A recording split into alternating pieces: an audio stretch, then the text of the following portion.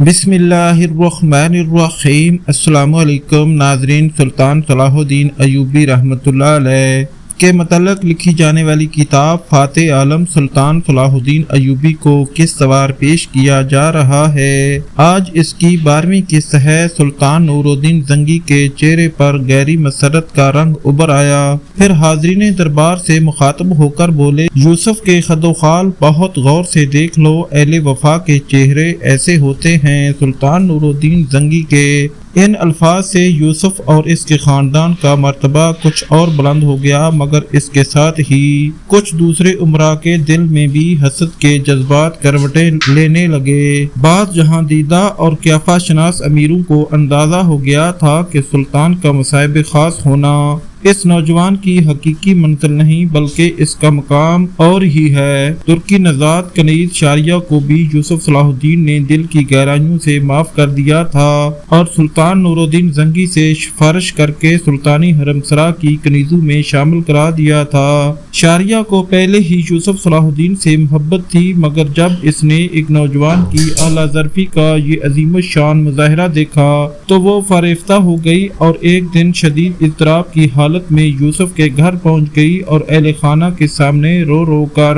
یوسف سے معافی مانگنے لگی۔ نجم الدین ایوب اور زبیدہ نے بھی ایک بے سہارا لڑکی سے ہمدردی کا اظہار کیا۔ پھر شاریہ نے نجم الدین ایوب سے عاجزانہ درخواست کرتے ہوئے کہا، مجھے صرف اتنی اجازت دے دیں کہ میں کبھی کبھی آپ کے گھر حاضر ہو جایا کروں۔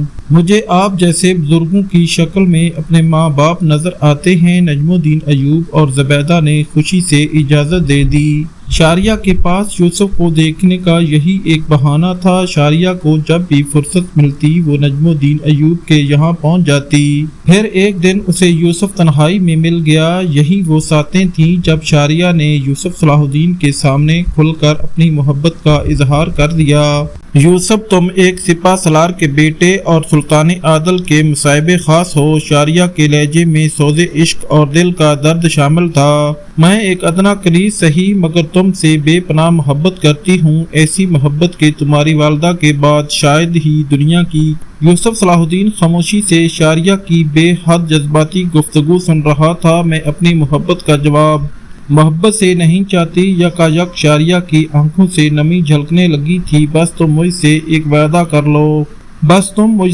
وعدہ کر لو، صرف زبانی وعدہ۔ کیسا وعدہ؟ یوسف صلاح الدین نے چونک کر کہا، یہی کہ تم مجھے یاد رکھو گے مگر برے نام سے نہیں۔ شاریہ روتے ہوئے التجا کر رہی تھی، میں نے اس واقعے کو یکسر فراموش کر دیا ہے۔ شاریہ، یوسف صلاح الدین نے انتہائی نرم و شیریں لہجے میں کہا، تاکہ اس لڑکی کے دل سے جرم کا احساس مٹ جائے۔ یہ تمہاری عظمت ہے یوسف کہ تم نے اس واقعے کو بھلا دیا ہے، مگر وعدہ کرو کہ تم مجھے فراموش نہیں کرو گے۔ شاریہ کے دل کی گہرائیوں میں چھپا حرف آرزو اس کے دلکش ہونٹوں پر آ کر مچل گیا تھا۔ جب تم بہت بڑے انسان بن جاؤ گے اور لوگ تمہاری قربت کو ترسیں گے تو مجھے اپنے دیدار سے محروم نہ کر دینا۔ اپنے محافظ سپاہیوں کے نام فرمان جاری کر دینا کہ جب شاریہ نام کی کوئی عورت تم سے ملنے آئے تو اسے نہ روکا جائے۔ تاہم شاریہ کے جذبات کی ورفتگی دیکھ کر یوسف صلاح الدین کچھ دیر کے لیے اپنی جگہ ساکت ہو کر رہ گیا۔ پھر جب حیرت و سکوت کی یہ کیفیت زائل ہوئی تو وہ مسکراتے ہوئے شاریہ سے مخاطب ہوا، تمہیں کیسے معلوم کہ میں بڑا انسان بنوں گا؟ شاریہ نے انتہائی پرسوز لہجے میں کہا، میرا دل گواہی دیتا ہے ایک دن تم بڑے مرتبے پر پہنچو گے۔ یوسف صلاح الدین نے شاریہ کی گفتگو کو ایک شدید جذباتی عمل سے تعبیر کیا اور مسکراتے ہوئے کہا، اگر میری زندگی میں وہ دن آیا تو تم کسی رکاوٹ کے بغیر مجھ تک پہنچ سکو گی۔ شاریہ کے دلکش چہرے پر ایسی اطمینان کی لہر دوڑ گئی جیسے اسے زمانے بھر کی دولت حاصل ہو گئی ہو۔ تہمت طرازی کے اس واقعے کے بعد یوسف صلاح الدین کی قدر و منزلت میں مزید اضافہ ہو گیا کہ جب کسی انسان کو عزت و دولت حاصل ہوتی ہے تو اس کے قریبی دوست اور عزیز داربی دشمنوں یا حاسدوں کی صف میں کھڑے ہو جاتے ہیں۔ غیروں کا تو ذکر ہی کیا، دربار سلطانی میں نو عمر یوسف کی غیر معمولی مقبولیت نے بعض ان عمراء کو بھی حسد میں مبتلا کر دیا تھا جو بہت روشن خیال اور اعلیٰ ظرف تصور کیے جاتے تھے۔ معزول امیر ابن مرقوم ویسے ہی یوسف صلاح الدین سے شدید نفرت کرتا تھا۔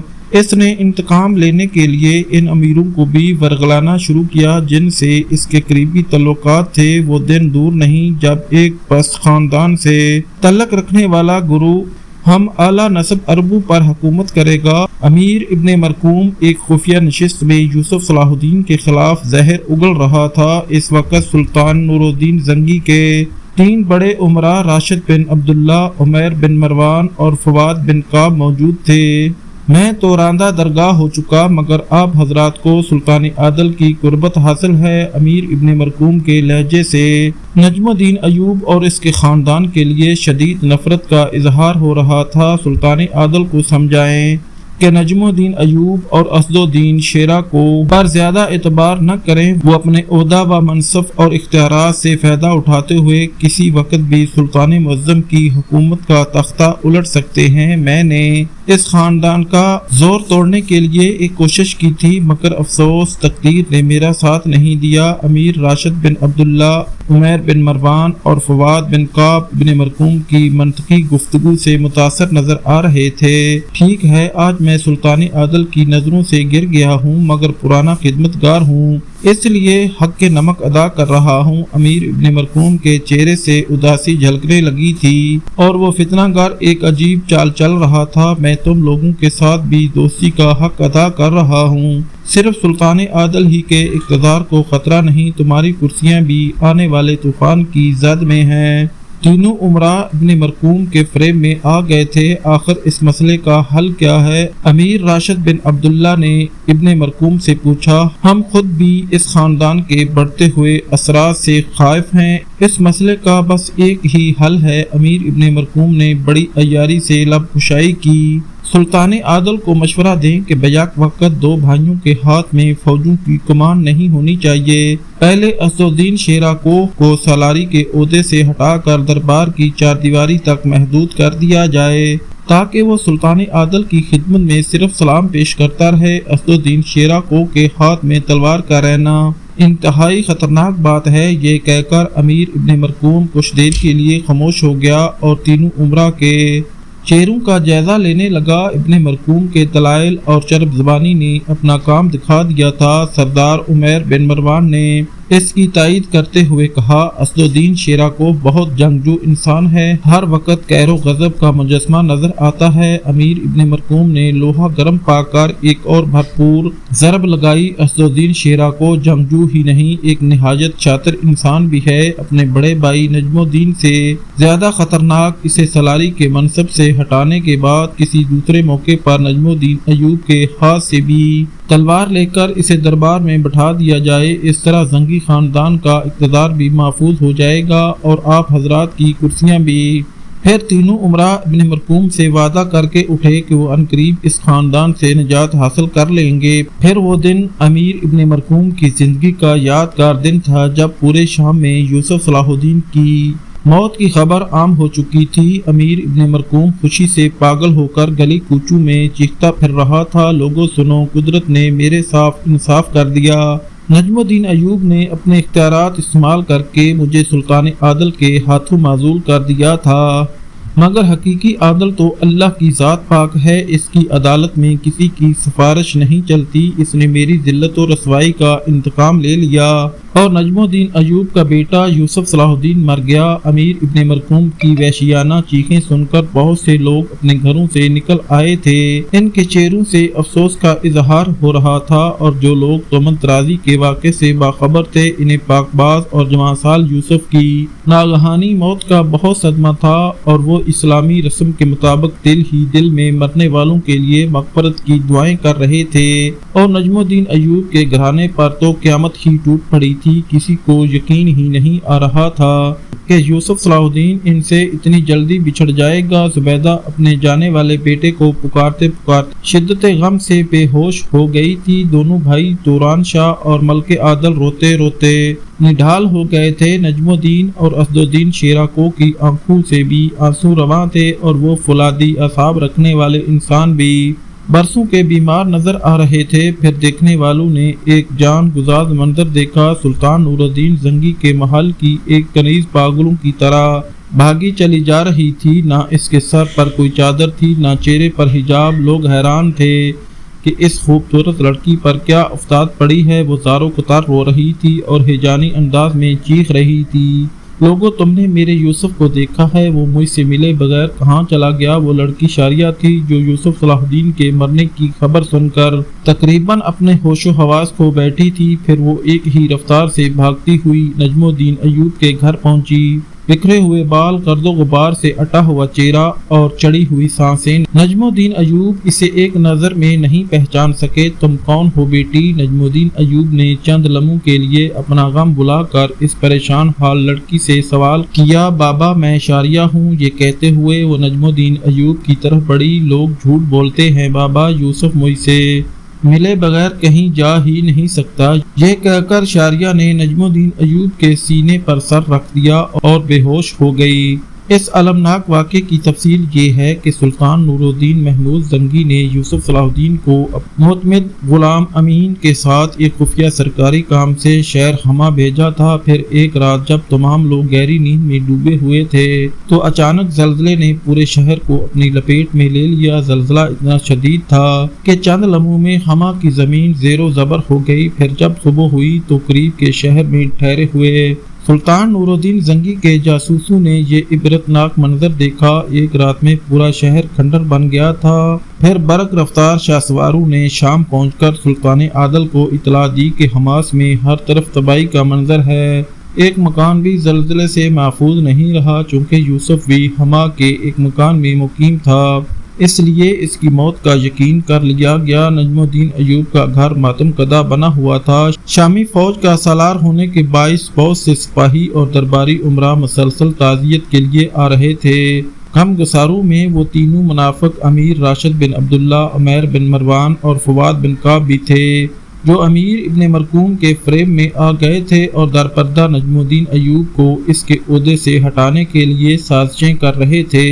ہم اس جوان مرگی پر یوسف کا ماتم کرتے ہیں، امیر راشد بن عبداللہ نے مصنوعی طور پر رنج و الم کا مظاہرہ کرتے ہوئے کہا۔ دوسرے امیر فواد بن کعب نے آسمان کی طرف دیکھتے ہوئے کہا، اے فلک سیج رفتار، یہ کیا ستم ہے کہ بوڑھے ماں باپ کے جوانوں کو خاک میں ملا دیا جاتا ہے۔ یہ کہتے ہوئے امیر فواد بن کعب نے آنکھوں میں آنسو لانے کی ناکام کوشش کی۔ اگرچہ تنہائی میں روتے روتے نجم الدین ایوب کی آنکھیں سوج گئی تھیں، لیکن وہ تعزیت کرنے والوں کے سامنے غیر معمولی ضبط و تحمل کا مظاہرہ کر رہا تھا۔ امیر آپ کے ہمدردانہ جذبات کا بے حد شکریہ، مگر ایک مومن کے لیے یہ انداز گفتگو جائز نہیں۔ بے شک یوسف کے غم میں ہمارے دل اداس اور آنکھیں اشک لیکن ہمیں ہر حال میں راضی بارضا رہنا چاہیے۔ تیسرے امیر عمیر بن مروان نے اپنے جذبات کی تسکین کے لیے عجیب انداز سے نجم الدین ایوب کی دل آزاری کی۔ مجھے یوسف کی موت سے زیادہ اس بات کا غم ہے کہ تمہارے بیٹے کو قبر بھی نہیں ملی، نہ اسے غسل دیا گیا اور نہ اس کی نماز جنازہ پڑھی گئی۔ اللہ ایسی موت کسی کو نہ دے۔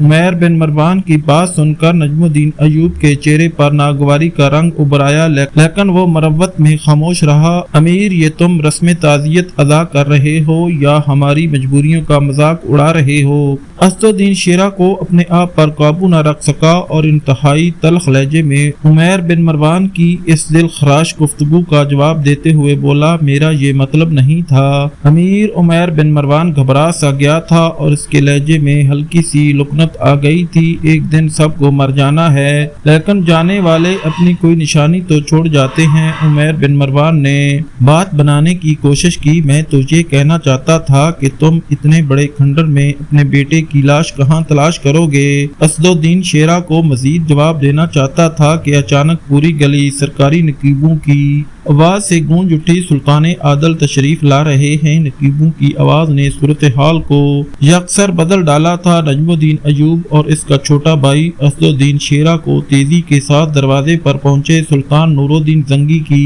سواری اپنے سپہ سالار کے دروازے پر آ کر رکی، پھر وہ بامروت حکمران نیچے اترا۔ سلطان عادل کے ہمراہ قاضی ابن عرفان بھی تھے۔ دیکھنے والوں نے دیکھا کہ دونوں کے چہروں پر گہری اداسی چھائی ہوئی تھی۔ پھر سلطان نور الدین الدین زنگی اور قاضی ابن ارسطو نجم الدین ایوب اور اسد الدین شیرہ کو سے گلے ملے۔ اس کے بعد دونوں اندرون خانہ چلے گئے۔ یوسف میرا خدمتگار یا مصاحب خاص نہیں تھا، سلطان نور الدین زنگی نے رسم تعزیت ادا کرتے ہوئے کہا، وہ میرے چھوٹے بھائی کی طرح تھا اور اس سے مجھے بڑی امیدیں وابستہ تھیں، لیکن حق تعالیٰ کی مرضی میں پوری کائنات مل کر بھی دخل انداز نہیں ہو سکتی۔ یہ کہتے کہتے سلطان نور الدین محمود زنگی کی آنکھیں بھیگ گئیں اور فضا پہلے سے بھی زیادہ سوگوار ہو گئی۔ والی شام کی یہ کیفیت دیکھ کر تینوں امیر راشد بن عبداللہ، فواد بن کعب اور عمیر بن مروان دل میں بہت خوش ہوئے۔ امیر ابن مرقوم نے تو انہیں یہ کہہ کر ورغلایا تھا کہ نجم الدین ایوب اور اسد الدین شیرہ کو دربار سلطانی میں بہت زیادہ رسائی حاصل کر چکے ہیں، لیکن آج جب ان تینوں نے یوسف کے لیے انتہائی تحسین امیز کلمات سے نوازا، انہیں اندازہ ہوا کہ مرنے والا اپنے باپ اور چچا سے بھی بڑھ کر سلطان عادل کے بہت قریب تھا، اور وہ نوجوان مرگ یوسف کی موت پر انتہائی خوشی محسوس کر رہے تھے۔ ان کے خیال میں قدرت ان پر بہت زیادہ مہربان تھی۔ ایک زہریلا کانٹا خود بخود ان کے راستے سے ہٹ گیا تھا۔ پھر قاضی ابن ارسطو نے نہایت رقت امیز لہجے میں اپنے شاگرد کے لیے دعائے مغفرت کی، یہاں تک کہ اس مجلس میں موجود تمام لوگوں کی آنکھوں سے آنسو رواں ہو گئے۔ خود سلطان نور الدین زنگی کی آنکھوں سے بہنے والے آنسو ان کی داڑھی کو بھگو رہے تھے۔ تینوں حاسد امیروں نے بھی سلطان عادل کو خوش کرنے کے لیے رونے کی کوشش کی، مگر آنکھوں کے گوشے تو اس وقت بھیگتے ہیں جب دل پر چوٹ پڑتی ہے، اور راشد بن عبداللہ، فواد بن کعب اور عمیر بن مروان کے سینوں میں دل کی جگہ پتھر رکھے ہوئے تھے۔ پھر جب سلطان نور الدین محمود زنگی رخصت ہونے لگے تو انہوں نے اپنے سپہ سالار نجم الدین ایوب کو مخاطب کرتے ہوئے کہا، اگرچہ سرکاری کارندوں نے اطلاع دی ہے کہ شہر جامع میں سارے مکانات منہدم ہو گئے اور دور تک انسانی زندگی کے آثار نہیں ملتے، لیکن پھر بھی یوں محسوس ہوتا ہے۔ ناظرین، آج کی ویڈیو یہاں ختم کی جاتی ہے۔ انشاءاللہ جلد ہی اگلی قسط پیش کی جائے گی۔ ویڈیو اچھی لگے تو ہمارے چینل کو سبسکرائب اور لائک کریں، اور ہماری حوصلہ افزائی کے لیے کمنٹ ضرور کیا کریں۔ شکریہ۔